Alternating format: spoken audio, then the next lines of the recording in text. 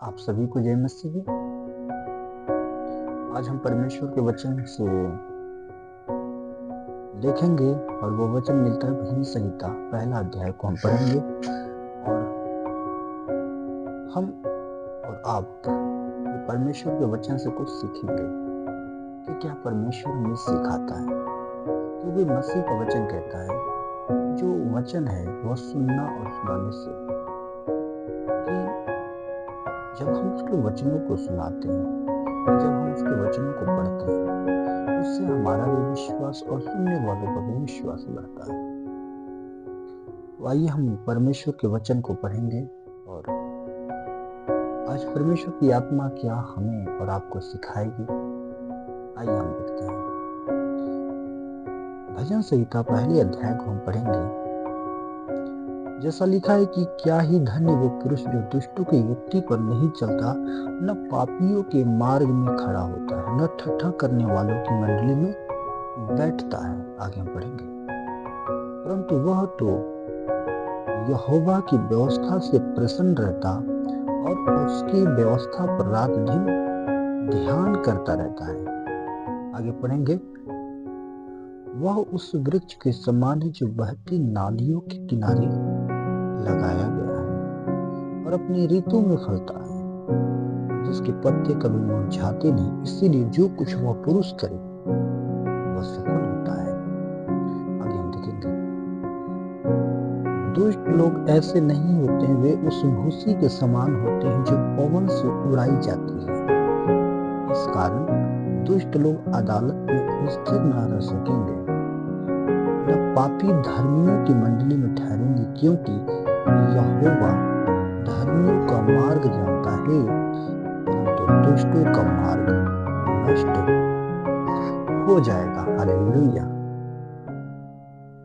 कितना सुंदर वचन है जो राजा दाऊद ने परमेश्वर की आत्मा से भरकर परिपूर्ण होकर ये वचन को लिखा,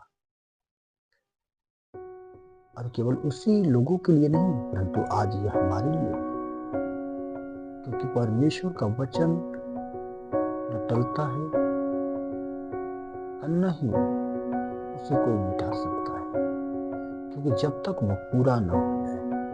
हम परमेश्वर के लोग हैं और इसकी आवश्यकता हमें और आपको है। तो परमेश्वर का वचन क्या कहता है कि क्या ही धन्य वो पुरुष जो दुष्टों की युक्ति पर नहीं चलता। मतलब क्या है? परमेश्वर क्या चाहता है कि जो उसके लोग हैं, जो चुने हुए लोग हैं, वो उसकी इच्छा के अनुसार चले, न कि जो संसार में उनके संग उनके जैसा व्यवहार रखें, उनके जैसे काम करें, है ना।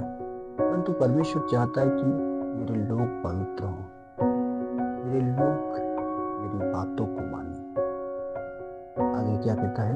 न पापियों के मार्ग में खड़ा होता है, न ठट्ठा करने वालों की मंडली में बैठता है। ये परमेश्वर का वचन है जो हमें और आपको सिखाता है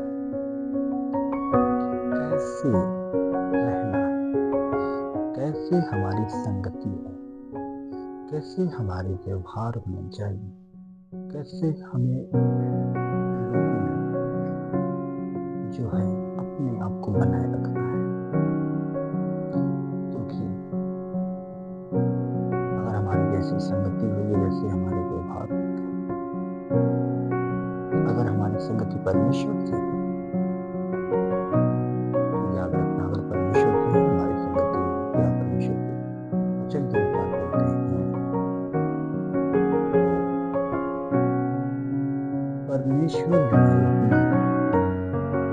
अपने वचनों के अनुसार चलने वालों से प्रेम करता है।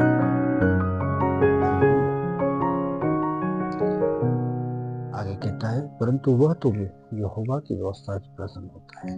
मतलब क्या है कि हम जो परमेश्वर के लोग हैं, हमें चाहिए कि हम परमेश्वर के वचनों के अनुसार चलें। हालेलुया।